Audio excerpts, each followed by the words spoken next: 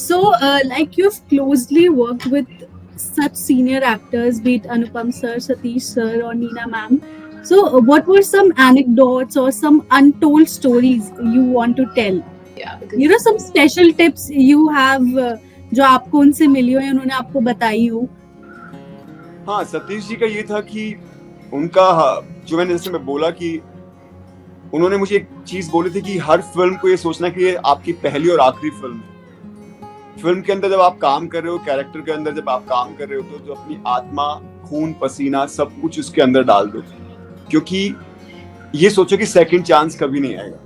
सो वो पैशन मैंने उनके अंदर देखा, वही पैशन मैंने नीना जी के अंदर देखा, वही पैशन मैंने अनुपम जी के अंदर देखा, सबके अंदर. सो जब हम सीनियर के साथ काम कर रहे होते हैं, वो इतना एक्सपीरियंस लेके आते हैं, लेकिन वो स्टिल वो ऐसे जब सेट पर होते हैं तो ऐसे मेहनत कर रहे होते हैं जैसे कि वो उनकी पहली फिल्म है. तो ये मेरे लिए बहुत बड़ा लर्निंग प्रोसेस रहा और मैं हमेशा फॉलो करूंगा. Wow. Anything you like to add up, Smriti? yes, I will again take off from what Darshan mentioned. They are very senior actors. They all are, they all are acting schools and institutes in themselves. So, be it Neena Gupta ma'am, be it Satish Kaushik sir, be it Anupam Kher sir, and for that matter, Darshan also, because they all have worked, they all have studied theatre, and I can just say from my part, not once did they ever make me feel that तुम तो theatre की नहीं हो, तुम तो अभी आई हो, and they all know each other, and I think that tells a lot about a person.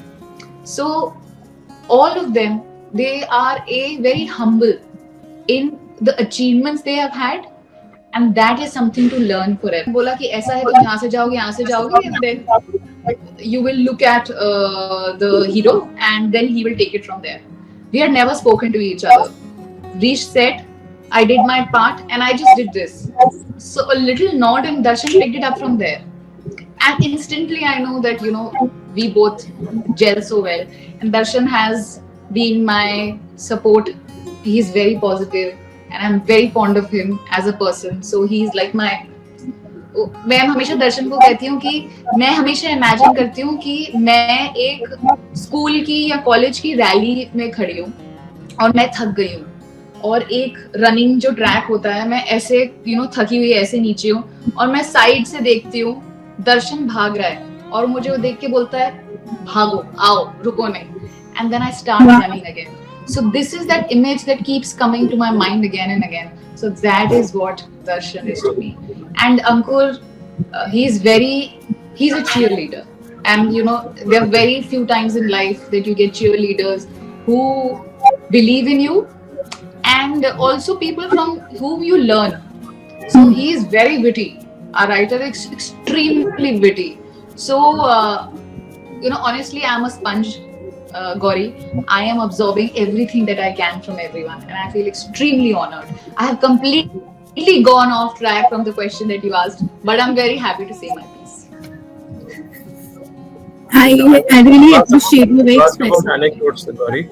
So there's one thing which I just wanted to mention over here, which I don't think बहुत लोगों को ये मालूम होगा. तो Satish sir का मैंने appearance जब वो आए, गेटअप मैंने सबका को देखा हुआ था, इन्वॉल्व भी हम लोग थे, डिस्कशंस करते थे. सतीश सर का नहीं था, तो मुझे बस इतना पता था कि वो हेयर उनका एक पैटर्न होगा. So he came and I saw it. I think 2-3 दिन हो चुके थे, and suddenly it occurred to me. I said sir, आपके बाल ऐसे हैं, या आप एक तरह से बॉल्ड हैं, यू आर वेयरिंग स्पेक्स, आप पूरे फिल्म में एक लेदर का पाउच उठा के चलते हैं, और आपकी शर्ट चेक की है, तो आपने ये कैरेक्टर, क्योंकि एक आम आदमी की कहानी है, तो क्या ये आपने जो गेटअप है ये आरके लक्ष्मण के कॉमन मैन को रिप्रेजेंट करता है? He said yes. Wow. And I was so impressed कि मतलब उन्होंने किसी को नहीं बोला.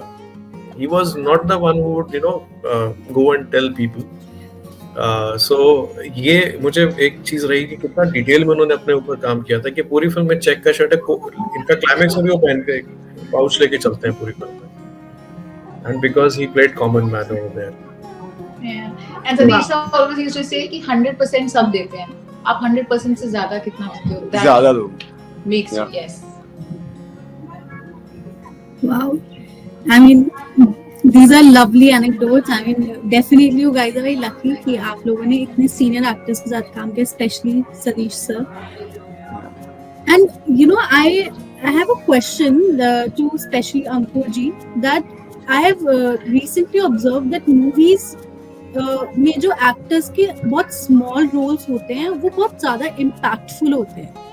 And I think it's lesser about the screen presence, it's more about the power of the character.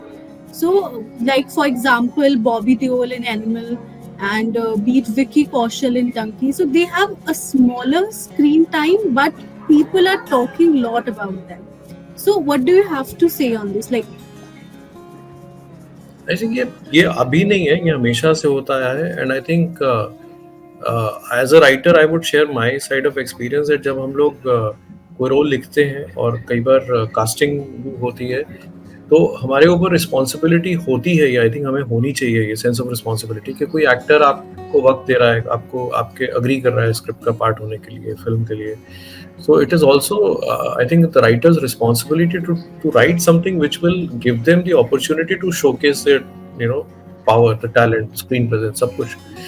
तो आप ऐसे ही लिख देंगे कैजुअल तो नहीं, मतलब जस्टिस नहीं हो पाएगी. तो I think yes as writers we feel responsible कि यार अगर कोई कमिट कर रहा है, वक्त देने वाला है, तो कुछ ऐसा दो, कुछ उनको लाइंस दो या कुछ ऐसे मोमेंट्स हो जो लोगों के दिल को इम्पैक्ट करें, लोगों की और story overall. And ultimately nothing is bigger than the film, मतलब at the end of the day nothing is bigger than the film. तो है parameter, but yes we do try to write stuff जो कि एक scene हो लेकिन वो जबरदस्त हो.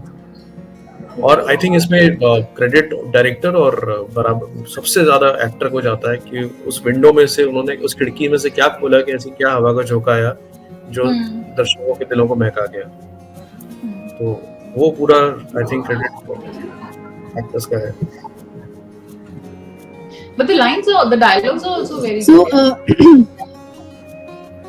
आप प्रोमो देखो, नीना गुप्ता मैम का जो है, जो दर्शन के लिए, उदय के लिए बोलती है, मैं फिक्र करूं या फक्र करूं, ये है जो हमारी मूवी का जो है, अपने रास्ते बनाने के लिए दूसरों के रास्ते मत बंद करो. एंड सबकी लाइंस, आप अनुपम खेर सर की भी लाइंस मेरे को तो नहीं पता है, but you know the very fact that you know when you are presenting a topic, one says I have freedom of speech, I'm repeating again, and the other says but I have freedom of movement. To put it together, everything put it together, that says a lot about who is behind the scene writing everything.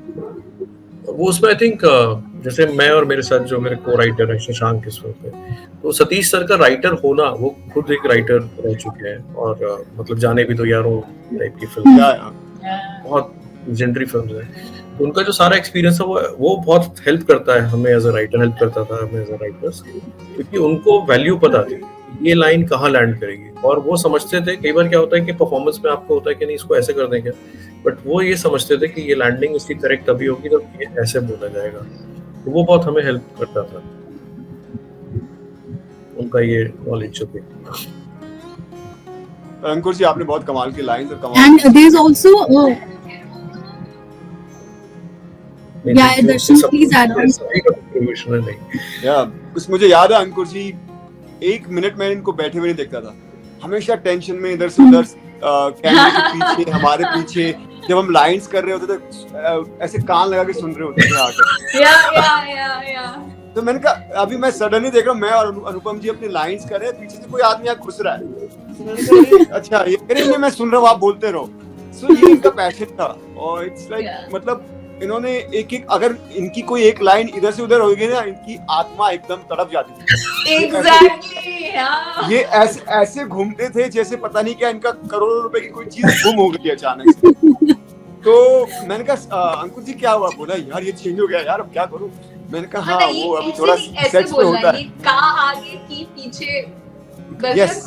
तो अंकुर जी बहुत ही, मतलब मैं समझ सकता हूँ, एक एक अक्षर सोने से लिखा होता था. नहीं हम सिर्फ बातों का ही खाते हैं, तो बातों. हाँ जी. तो उसमें से एक जो है वो लाइन बहुत अच्छी है एंड ये जो हमारा जो फिल्म है एंड जो सतीश कौशिक सर का जो कैरेक्टर है, the thing that he is going through and everyone is going through some battle in their life, says that बात छोटी सी है पर बात में एक बात है, होप मत हारो कभी, होप से कायनात है। बाकी मैं आपको सारी पोएम आप फिल्म में देखिएगा and hopefully when we speak again Gauri connect, and then I would really like to narrate the entire poem. I remember it by heart, but I'm just saving it for the film to come hit the screens and then divulge it more. But beautifully written poems. There's a romantic poem. There is like hamara gana hai Garda. How excited or maybe nervous was Satish sir for this movie? Very. ये उनका passion था, कागज जो franchise था ये उनका passion था, और कागज को लेके वो बहुत, सतीश कौशिक एंटरटेनमेंट को लेके उनका बड़ा विजन क्लियर था कि हम मीनिंगफुल फिल्में जो रूटेड इन इंडियन वैल्यूज है वो हम बनाएंगे, और फिल्में हम तभी बनाएंगे जब उसको उस कहानी को कहने का कोई हमारे पास रीजन होगा। हम ऐसे ही नहीं कि फिल्म बनाते हैं चलो एक project, let's put together a project and make the money. No, he was very clear. तो कागज 3 तक का जो था सब्जेक्ट आइडेंटिफाई हो चुका था और हम लोग लिखने वाले थे। इसके बाद उन्होंने बोला था तो शुरू कर दियो, ये हो जाए। तो वो इसलिए कागज उनका प्राइड था। कागज पंकज त्रिपाठी जी वाली जो थी वो इतने 14 साल उनके पास स्क्रिप्ट थी, तो वो उनका प्राइड था, उनका creative, as a creative person. हर कुछ हमारे कुछ फेवरेट्स होते हैं हर क्रिएटिव इंसान के, आप चाहे जिस भी फील्ड में हो। तो वो उनकी पहली फिल्म कागज, उन्होंने बहुत प्यार से फिल्म बनाई थी और वो चाहते थे कि वो थिएटर्स में जाए ये फिल्म। और उस फिल्म अनफॉर्चुनेटली कोविड की वजह से वो फिल्म रिलीज नहीं हो पाई, लेकिन उसको उस फिल्म को इतना प्यार मिला जब वो OTT पर आई।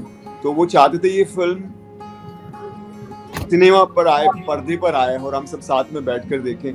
और इस फिल्म में कागज से उनको बहुत ही अलग ही एक तरह से प्यार था। कागज जिस तरह के जो हम नॉर्मल लाइफ में कागज पर सिर्फ लिख दिया जाता है, या जो हमारे जो लॉज हैं वो इम्प्लीमेंट नहीं हो पाते हैं। सो वो उस पे उन्होंने कहा था कि मैं ऐसी कागज 2 बना रहा हूँ, फिर कागज 3 भी बनाऊंगा, 4 भी बनाऊंगा, और ऐसे इश्यूज को मैं जरूर लोगों के सामने लाऊंगा। तो वो मुद्दे की फिल्म बनाना चाहते थे और ये मुद्दा उनको बहुत इम्पोर्टेंट लगा, क्योंकि जैसा अंकुर जी ने बताया था कि हम लोग हर आदमी इसको फेस कर रहा है, लेकिन कोई इसके बारे में बात नहीं करता, सिर्फ किस्मत को दोष दे दिया जाता है। तो ये मुद्दा जरूर उठना चाहिए और इस पे बात शुरू हो गई है। शायद उनकी ब्लेसिंग्स हमारे साथ हैं, तो लोग अभी इस मुद्दे पर बात कर रहे हैं कि इसके ऊपर कुछ ना कुछ तो इस बारे में सोचना चाहिए और कोई सोल्यूशन इसका निकलना चाहिए।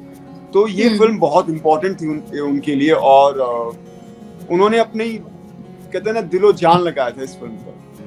हर चीज पे मेहनत की थी। म्यूजिक देखिए आप, उन्होंने म्यूजिक कितना कमाल का, हमारे सारे कमाल का दिलवाया है वो, क्योंकि उनका बहुत ही कमाल का सेंस था म्यूजिक पर।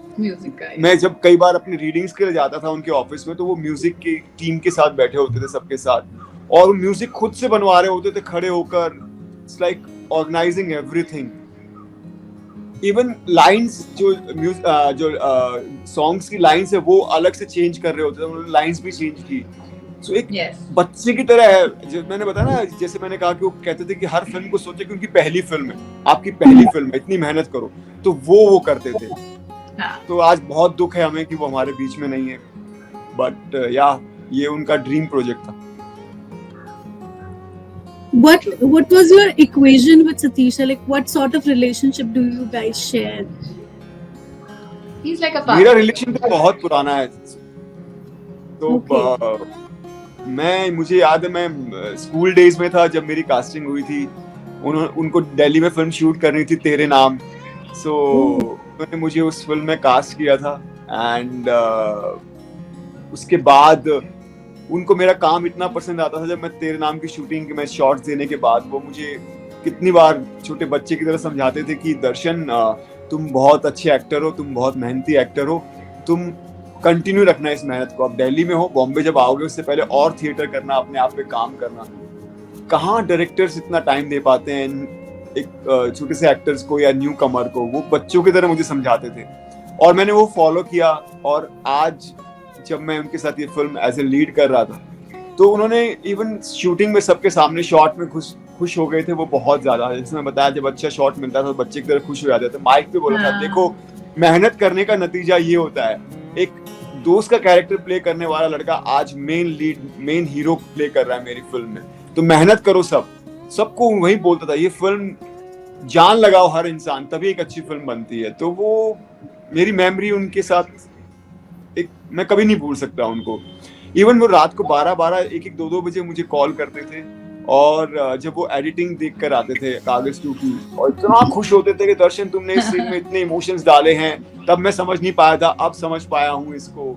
तुम देखना इस फिल्म के बाद तुम्हारा कितना लोगों का तुम्हारे प्रति नजरिया कितना बदलेगा। और जब मैं कई बार फोन नहीं उठा पाता था तो वो मुझे सुबह जब मैं उनको वापस कॉल करता था तो कहते थे, यार तुम पहले एक्टर हो जो अपनी तारीफ सुनने के लिए फोन नहीं उठाते हो।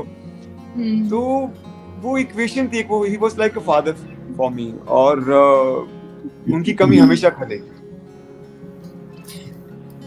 आई मीन सतीश सर की मुझे आप सबकी बातें सुन के क्वालिटी तो जरूर फील हुई है कि उनका हर किसी के साथ एक बहुत ही स्पेशल बॉन्ड था। And the way he connect with individual, वो उनको स्पेशल फील कराते थे। So I think that was his best quality. हाँ, और मतलब मैंने पर्सनली बहुत मैं यहाँ पे ये जरूर ऐड करूंगा, बताना चाहूंगा कि मुझसे उनकी मुलाकात एक एड कैंपेन के थ्रू हुई थी। हम एक ब्रांड करते थे अलॉन्ग विद मिस्टर बच्चन। तो हम लोग 2 साल, हम लोगों ने 2-2.5 साल उस ब्रांड पे काम करा। तो हम लोग मिलते थे, मुझे नहीं मालूम था कि मैं ऑब्जर्व किया जा रहा हूँ। उन्होंने एक दिन मुझे फोन करा, मेरा नंबर ले लिया था उन्होंने। मैंने बोला ठीक है। तो उन्होंने कहा कि मैं ऐसे कागज एक बना रहा हूँ फिल्म, और मुझे उसमें तेरा ह्यूमर चाहिए। तेरा जो ह्यूमर है ना, वो उनको उसमें बहुत बिलीव था। And he had lot of faith in me. फिर हम लोग और करते रहे, कुछ प्रोजेक्ट्स पाइपलाइन में थे, कुछ लिखे हुए अलग अलग स्टेजेस पे। तो फिर मुझे बॉम्बे आना था। तो उन्होंने कहा कि देख, बॉम्बे आने में सबसे बड़ा प्रॉब्लम होगा रहने का, तो वो मैं तेरा सॉल्व करता हूँ। तो he provided me with an apartment, जो उनका खुद का पुराना अपार्टमेंट था, और वो सब कुछ उन्होंने मेरे लिए अरेंजमेंट करके रखा था। आई हैड लाइक वो बिल्कुल था, एक आदमी भी होता था वहाँ पर to take care of me. Food उनके घर से आता था, पास में ही उनका अब वो रहते थे।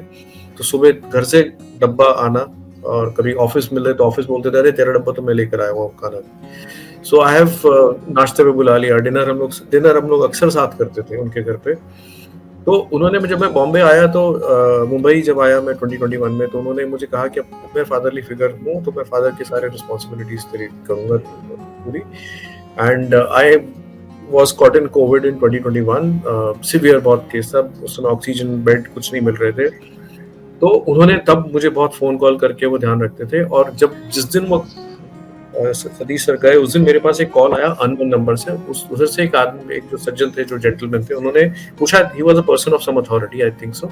ही सेड, ये क्या खबर सच है? तो मैंने बोला हाँ सर, मैं खुद ही जा रहा हूँ वहाँ पे। तो ही सेड कि आप मुझे नहीं जानते, लेकिन मैं आपको जानता हूँ, क्योंकि जब आपको कोविड हुआ था तो आपके बेड ट्रीटमेंट और आपका ध्यान रखने के लिए सतीश सर ने हमें कॉन्टेक्ट किया था।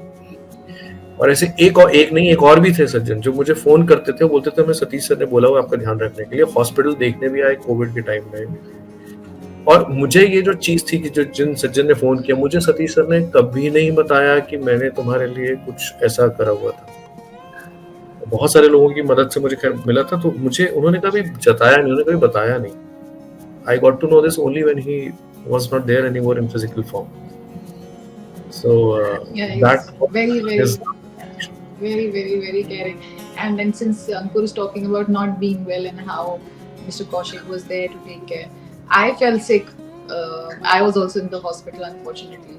So he used to keep checking on me, and जब आप hospitalized होते हो तो you cannot pick calls. But you know, जब आपका फोन हाथ में आता है तो आपको दिखता है कि आपको कौन कौन याद कर रहा है। तो उसमें सर के बहुत सारे मैसेजेस एंड कॉल्स रहा करते थे। उसमें से था कि स्मृति, महामृत्युंजय जो जाप है वो करो, वो बहुत अच्छा होता है। मैंने भी सुबह तुम्हारे लिए किया है 8 बार, तो तुम भी करो. So he doesn't have to do that, but then see, he used to do that, and then he would call and then he would tell, and like how Darshan and then Ankur has just messaged. When you say father figure, he's genuinely a father figure, because there are very few people who pat on your back and say कि बेटा आगे बढ़ो करके.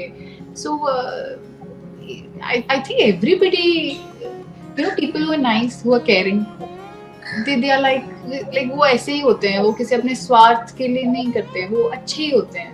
तो Satish sir अच्छे ही हैं, तो वो सबके साथ अच्छे ही रहे हैं, मतलब क्या ही बोले कोई, है ना. बिल्कुल.